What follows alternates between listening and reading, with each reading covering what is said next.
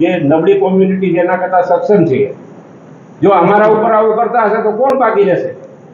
મારા એક મિત્ર છે, હું કોમ્યુનિટીનું નામ નહીં લઉં, એ એમ કહે છે કે આ ભાજપના રાજમાં તમે એક રાજપૂત છો, તમે વકીલ છો, એટલે તમને સાચી પરિસ્થિતિ આ પોલીસવાળા અને આ ભાજપવાળા જે ત્રાસ કહે છે ને તમને સાચો ખબર ન હોય.